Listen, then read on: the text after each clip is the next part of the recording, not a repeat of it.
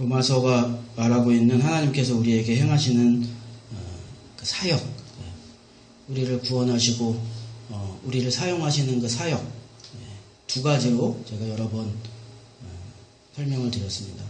그 첫 번째 사역은 예수님의 십자가의 사역입니다. 죄 가운데 있던 우리들을 하나님께서 구원하시는 것입니다.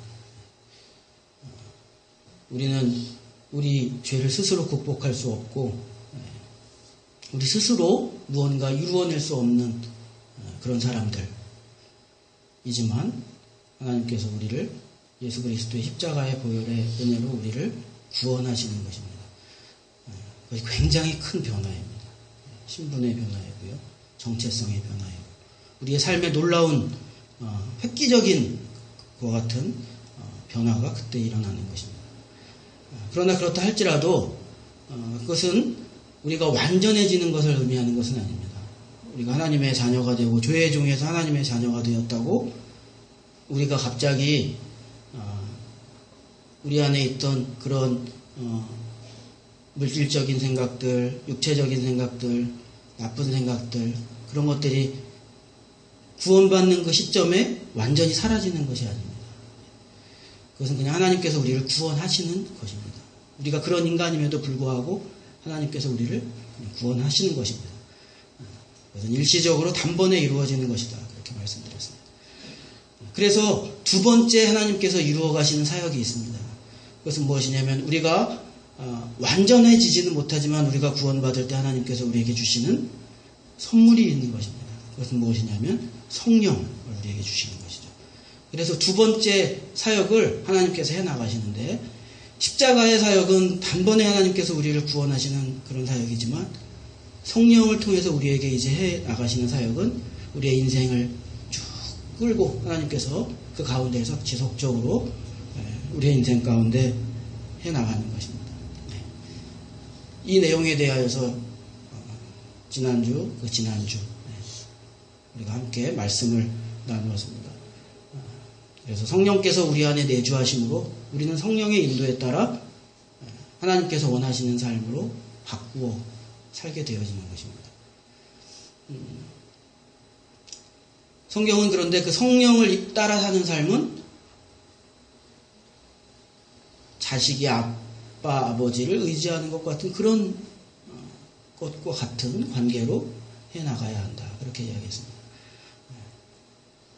성령은 아버지의 영이라고 했습니다.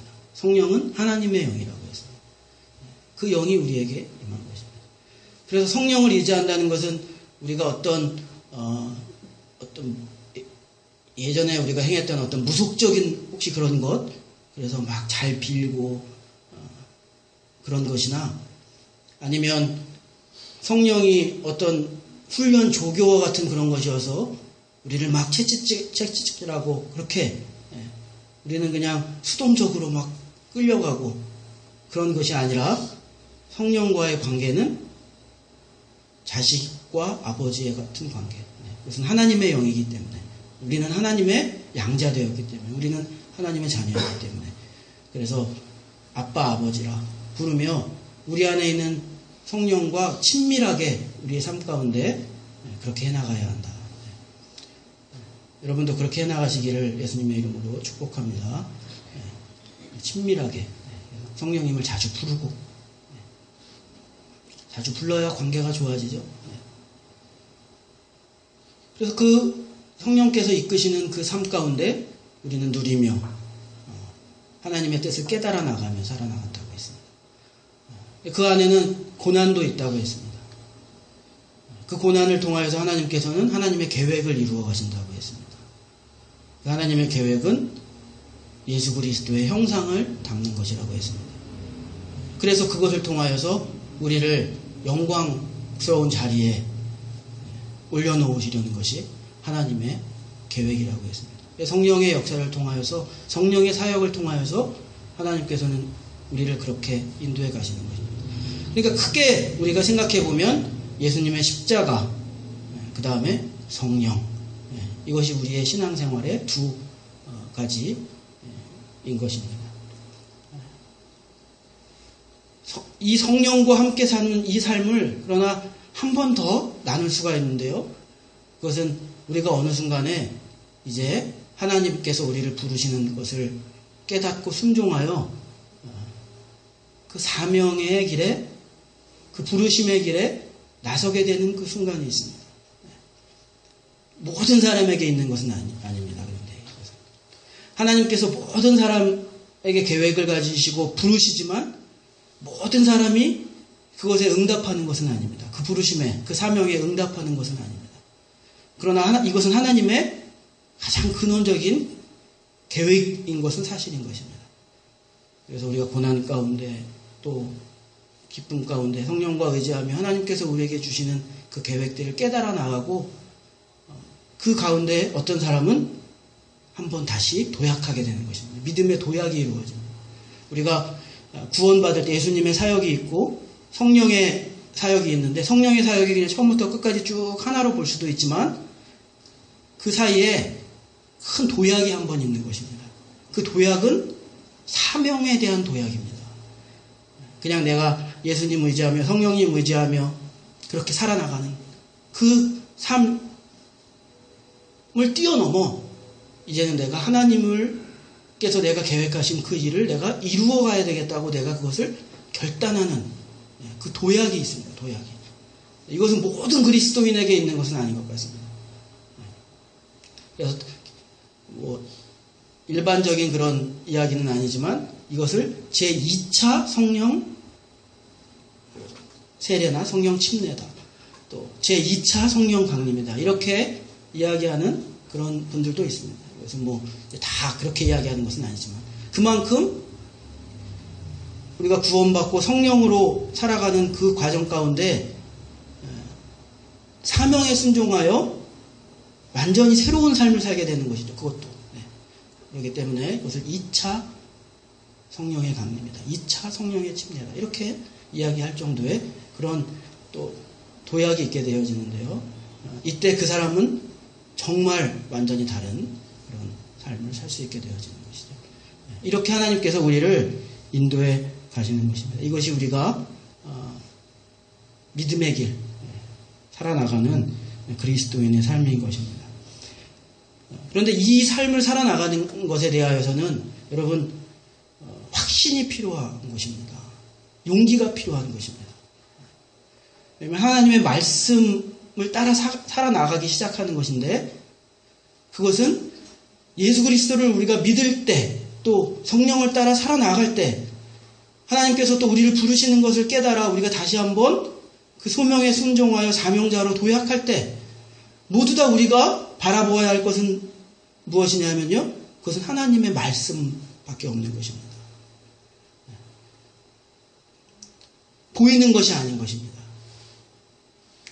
그런 것이죠. 그러니까 믿음인 것이잖아요. 그러니까 용기가 필요하죠.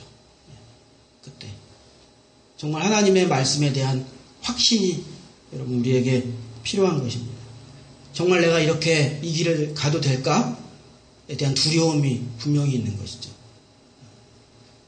이 길이 아니면 어쩔까? 혹시 내가 무언가 순종하였다가 지금 하나님께서 주시는 말씀대로 했다가 무언가 잘못되면 어떻게 하나? 그런 두려움이 분명히 우리에게 있는 것이죠. 그래서 그 믿음의 길은 결코 실패하지 않는다는 하나님께서 부르시는 그 길은 인도하시는 길은 결코 실패하지 않는다는 우리 안에 확신이 그 믿음의 확신이 있어야 하는 것입니다. 그래서 성경이 오늘 우리에게 뭐라고 말씀하시는 것이냐면요.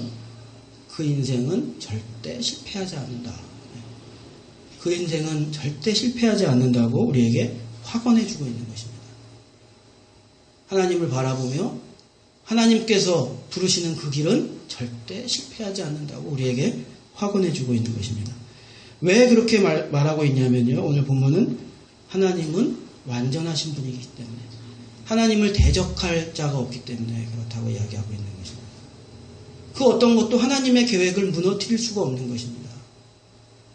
그 어떤 것도 하나님께서 하시는 일을 막아낼 수가 없는 것입니다. 하나님을 대적할 수가 없는 것입니다. 그런데 그 하나님이 우리를 위하신다는 것입니다. 대적할 수 없는 그 하나님이 우리를 위하신다는 것입니다. 그러므로 우리의 그 가는 길도 그 아무도 그 길을 대적할 수 없다는 것입니다. 그 어떤 세력도 그 길을 실패하게 하지 못한다. 성경이 그렇게 우리에게 이야기한 것입니다. 31절 말씀이 여러분 그런 말씀입니다. 31절 다시 보시겠습니다. 그런즉 이 일에 대하여 우리가 무슨 말하리요? 만일 하나님이 우리를 위하시면 누가 우리를 대적하리요? 하나님이 우리를 위하시는데 누가 우리를 대적하겠느냐? 여러분 혹시 뭐가 두려우십니까? 인생 가운데 어떤 것이 무서우세요? 귀신이 무서우세요?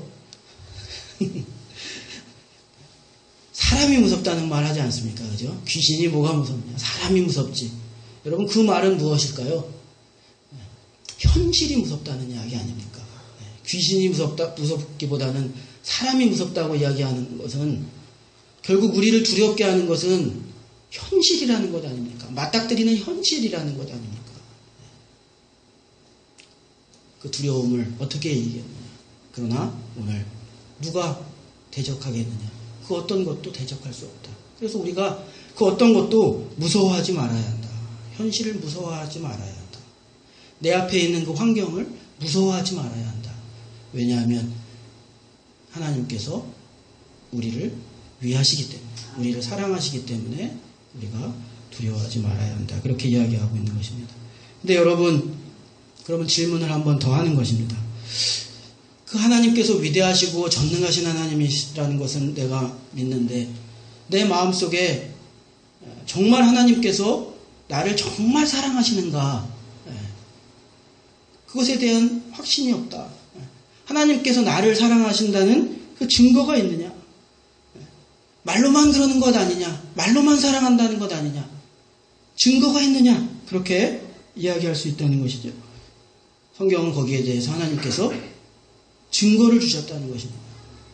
나에게, 우리에게 증거를 주셨다는 것입니다.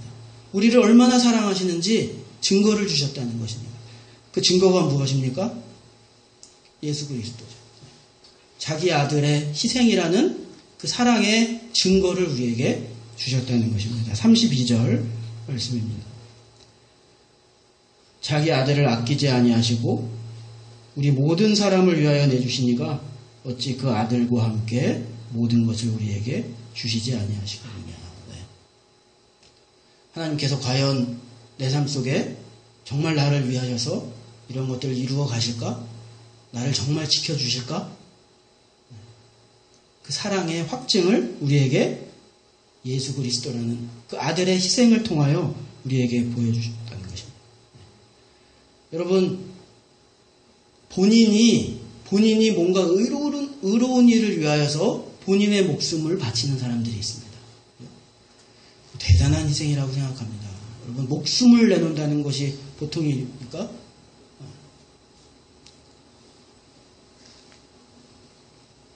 어디가 아파가지고 뭐 신장 이런 것들은 좀 떼어내도 살 수 있다고 그러잖아요. 그래서 신장 같은 거 할 때 좀 떼어서 맞죠? 간인가? 신장도 하나, 두 개니까 하나 떼고 간도 좀 띄면 다시 자란다고 하니까 그렇게 수술하고 그러는데 여러분 아무나 그런 거 여러분에게 간을 좀 주세요 그러면 여러분 신장 하나 주세요 그러면 죽는 것이 아닌데도 불구하고 여러분 쉽게 주실 수 있겠습니까? 못하죠. 목숨을 내놓는다는 것은 어려운 것입니다. 그러나 그럼에도 불구하고 의로운 일을 위하여 자기의 목숨을 내놓는 사람들이 있습니다. 사랑하는 사람을 위하여 자기의 목숨을 내놓는 사람들이 있습니다. 그런데 여러분 자식의 목숨을 내나요? 그것은 거의 불가능한 것입니다.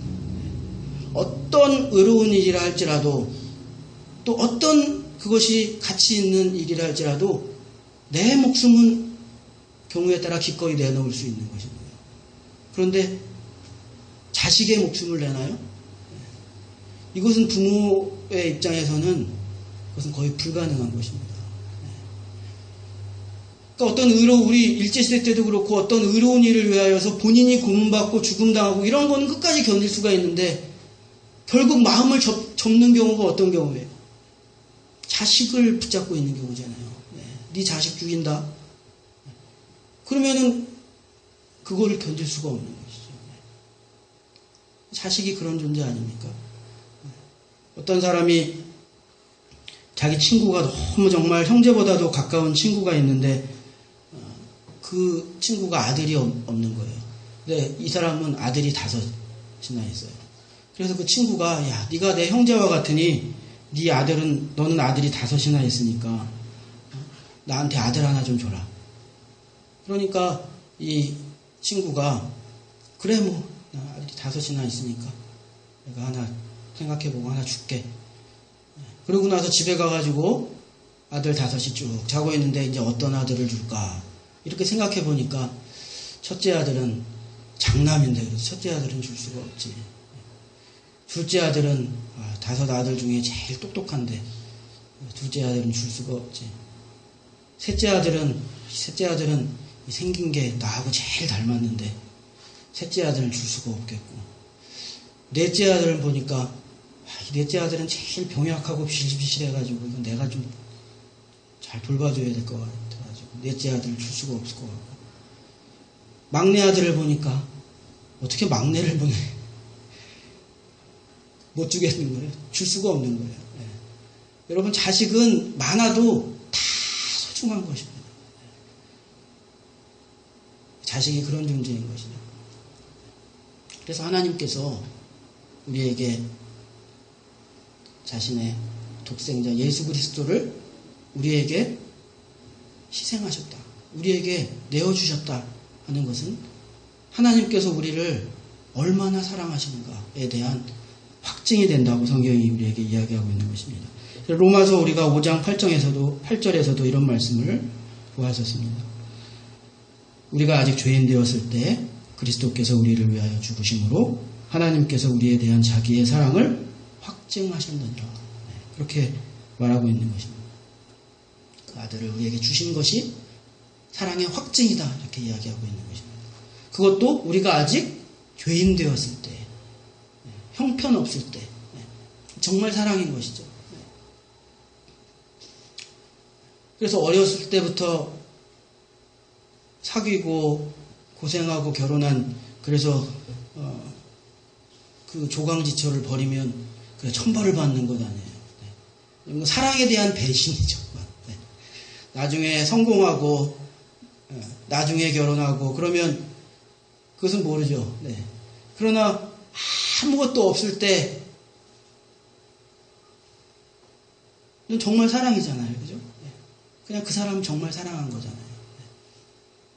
아무것도 없을 때, 형편없을 때, 하나님께서 우리가 그와 같은 존재일 때, 우리가 하나님을 향하여 할 수 있는 것이 아무것도 없었을 때, 정말 형편없었을 때, 그때 하나님께서 자신의 아들을 우리에게 내어주심으로 얼마나 우리를 사랑하시는지에 대한 하나님의 사랑을 확증하셨다. 그렇게 이야기하고 있는 것입니다. 여러분, 이 하나님의 사랑에 대한 여러분의 마음 가운데 그 확신, 여러분이 흔들리지 않기를 예수님의 이름으로 축복합니다. 때로 어쩔 때는 우리가 죄책감이 있을 때 이것이 흔들립니다. 내가 죄를 짓고 실수하고 그러면 하나님께서 나를 이제는 사랑하지 않으시지 않을까? 우리 안에 그런 흔들림이 있는 것입니다. 그러나 그렇지 않다는 것입니다. 그 어떤 존재도 그런 것 때문에 우리를 비난할 수 없는 것입니다. 34절 말씀 여러분 보실까요? 누가 정죄하리요? 죽으실 뿐 아니라 다시 살아나시는 이는 그리스도 예수시니 그는 하나님 우편에 계신 자요 우리를 위하여 간구하시는 자. 누가 정죄하리요? 아무도 우리를 정죄할 수 없습니다. 그러므로 여러분 흔들리지 말아야 합니다. 죄 지라는 이야기는 아니죠. 그러나 죄책감을 느낄 때가 있는 것입니다. 신앙의 죄책감을 느낄 수가 있는 것입니다. 내가 하나님 앞에서 너무나 나는 진짜 하나님 보시기에 죄송스럽기만 하네. 그런 죄책감 때문에 하나님께서 우리를 향한 그 사랑의 확신을 흔들리지 말아야 한다는 것입니다. 아무도 그것에 대하여 정죄하지 못한다고 했습니다. 여러분, 또 때로는 우리 가운데 하나님을 향하여 무언가 내가 요청하고 간구하였는데 그것이 잘 되어지지 않을 때 때로는 하나님께서 정말 그렇다면 나를 사랑하시는가, 나를 정말 위하시는가에 대한 흔들림이 있을 수가 있어요. 여러분, 이때도 그러나 우리는 흔들리지 말아야 합니다. 가만히 생각해 보면은 내가 무언가 하나님께 요청하고 하나님께서 그것을 이루어 주시지 않았다고 하는 것은 가만히 생각하면 여러분 타이밍이죠. 내가 정해놓은 타이밍에 하나님께서 이루어 주시지 않으시면 이루어 주시지 않으셨다고 생각하고 정말 하나님께서 나에게 이렇게 하고 계시는가에 대한 혼란, 혼동을, 불확신을 갖게 되는 것입니다. 여러분, 하나님의 타이밍이 있는 것입니다. 그러니까 우리가 하나님께서 우리에게 내가 하나님께 요청한 것을 내 타이밍에 하나님께서 이루어 주시지 않아도 여러분, 그때 우리가 그러므로 내 타이밍에 내가 요청한 그 시간에 하나님께서 내게 이루어 주시지 않았으니까 하나님께서 나를 위하시지 않으시는구나. 여러분, 이렇게 생각하지 말아야 한다는 것입니다. 그때도 우리는 하나님의 때를 기다리며 하나님께서 나를 위하시기 때문에 그 일을 분명히 이루실 거라는 그와 같은 확신에서 여러분 흔들리지 말아야 한다는 것입니다. 하나님께서 우리를 잊지 않으시기 때문에 그런 것입니다. 이사야서 49장 16절에 보면 여러분 이런 말씀이 있습니다. 하나님께서 내가 너를 내 손바닥에 새겼다. 굉장히 중요한 말씀입니다. 여러분, 손바닥 한번 비워보셨어요? 제일 쓰리고 낫지도 않고요. 흉터도 남아요. 손바닥을 쫙 이렇게 하면. 그러니까 하나님께서 우리의 이름을 자신의 손바닥에 새겨놓으셨다는 것에는 그런 의미가 있는 것입니다. 어디 그냥 이렇게 뒤에 다른데 새겨놓으신 것이 아니라 손바닥에 새겨놓으셨다. 매일 바라보게 되는 것입니다. 하나님의 이 관심과 사랑, 우리를 어떻게 위하시는가에 대한 것에 우리가 흔들리지 말아야 합니다. 저도 여러분에게 우리 그 교회를 위하여 기도를 부탁드리고 또 저를 위한 기도들도 많이 약속하시고 그러시는데 가끔 이제 대화를 하다 보면 이분은 별로 기도를 안 하시고 계시는구나 그거를 생각할 때가 있어요. 그것은 뭐냐면 잘 몰라요. 분명히 몇 번이나 말씀드린 일인데 몰라요. 잊어버렸어요. 처음 듣는 것처럼 얘기해요. 그러면 관심이 없구나. 말로는 생각한다고 하고 기도한다고 이야기하고 있지만 실제적으로는 기도하고 있지 않구나. 아무것도 하고 있지 않구나. 그렇게 생각하게 되죠. 하나님은 그러지 않으신다는 것입니다. 우리를 손바닥에 새기시고 우리를 늘 기억하고 생각하고 계신다. 우리를 사랑하고 위하신다. 성경이 우리에게 그렇게 이야기하고 있는 것입니다. 그래서 뭐라고 말하고 있는 것이냐면요. 어려움이 있고 고난이 있고 그렇다 할지라도 우리가 흔들리지 말아야 한다는 것입니다. 이 믿음의 길에 우리가 낙오하지 말아야 한다. 그렇게 이야기하고 있는 것입니다. 환난이 있어도 곤고가 있어도 곤고란 것은 무엇입니까? 부족하고 가난이 있어도 또 위험이 있어도 박해가 있어도 그 어떤 것도 우리를 향한 하나님의 계획을 중단시키지 못한다. 하나님의 계획은 끊어지지 않는다. 하나님의 사랑은 끊을 수가 없다. 성경이 그렇게 확언하고 있는 것입니다. 35절 말씀을 여러분 보시겠습니다. 누가 우리를 그리스도의 사랑에서 끊으리요? 환난이나 곤고나 박해나 기근이나 적신이나 위험이나 칼이랴. 그 어떤 것도 우리를 하나님의 이 사랑에서 끊을 수가 없다. 하나님께서 인도하시는 이 믿음의 길은 결코 중단되지 않는다. 이렇게 이야기하고 있는 것입니다. 여러분, 요셉의 인생을 보면 그렇습니다. 요셉이 정말 귀한 아들로 태어났죠. 야곱의 11번째 아들로 태어났습니다. 그런데 정말 낳고 싶었던 아들이죠. 그 전에 10명의 아들은 자신이 정말 사랑하고 아꼈던 여인의 자식이 아니었습니다. 야곱이 정말 사랑했던 여인은 누구입니까? 라헬이죠, 라헬. 그런데 라헬은 아이를 잘 못 낳았어요. 그래서 10명의 아이는 다 레아, 그 다른 부인인 라헬의 언니였던 레아의 아이였거나 아니면 그 여종들의 아이였습니다. 근데 처음 이 사랑했던 라헬이 낳은 아이가 요셉입니다. 그러니까 이 야곱이 편애를 했어요. 야곱에게만 막 좋은 저고리 입혀주고 또 편애를 했어요. 또 그럴 수밖에 없는 것이 어떻게 보면 인간적인 그런 인지상정으로는요.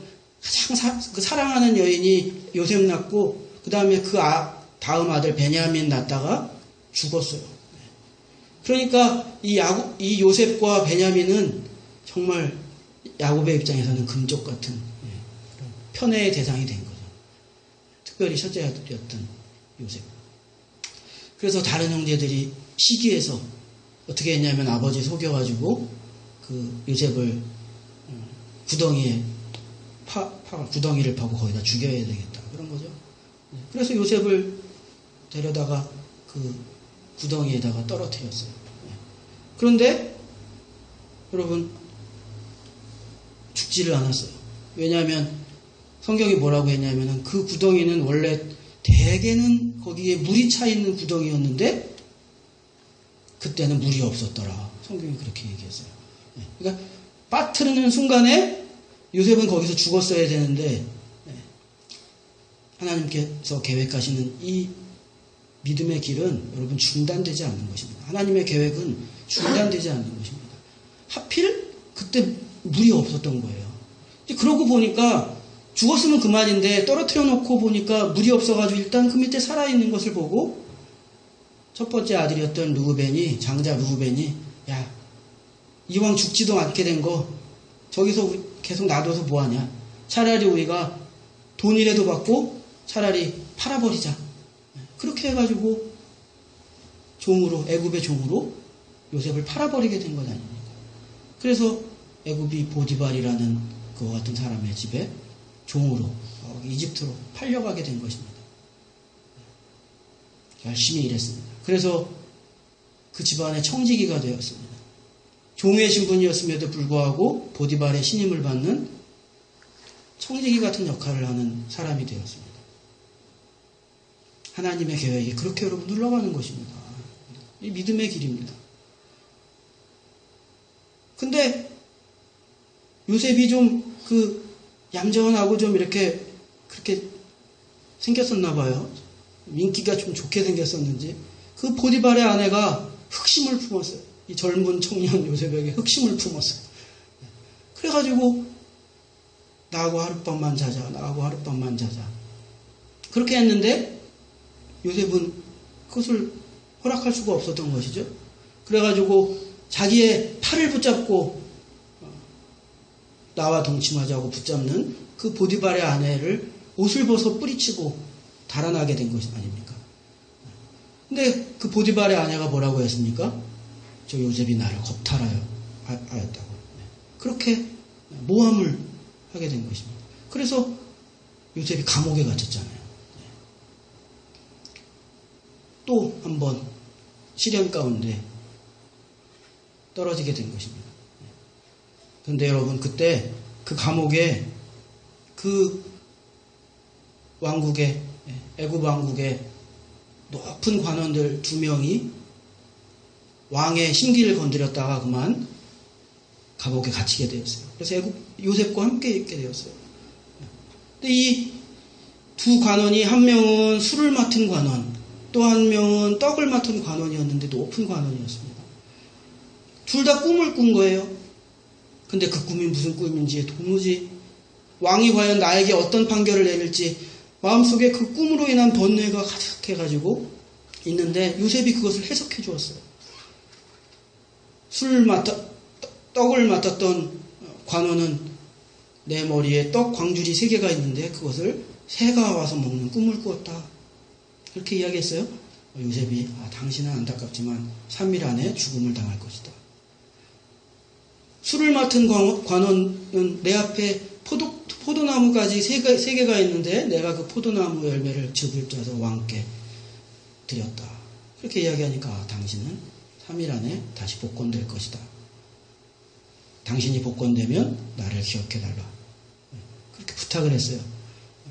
근데 정말 요셉의 해석대로 떡 맡았던 관원은 죽음을 당하고 술 맡았던 관원은 복권되었어요. 왕 곁으로 가게 되었어요. 그런데 성경이 뭐라고 이야기했냐면요. 잊어버렸다고요.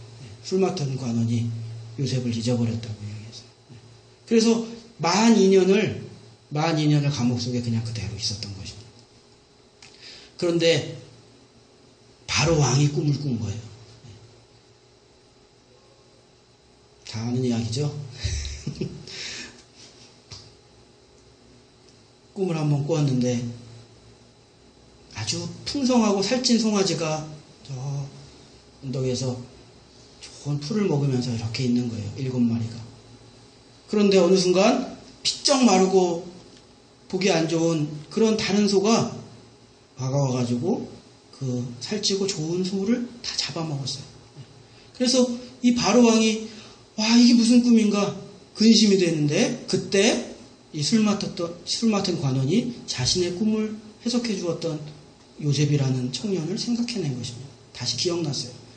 그래서 요셉을 불러들인 것입니다. 요셉이 해석해 주었죠. 왕이시오. 그것은 7년 동안 풍년이 있을 것인데 그 이후에 찾아올 7년의 흉년이 너무 극심하기 때문에 7년 동안에 있었던 풍년을 기억도 못할 정도로 극심한 흉년이 그 다음 7년 동안 찾아온다는 것이다. 그러므로 대비를 해야 된다. 다가올 흉년을 대비해야 된다.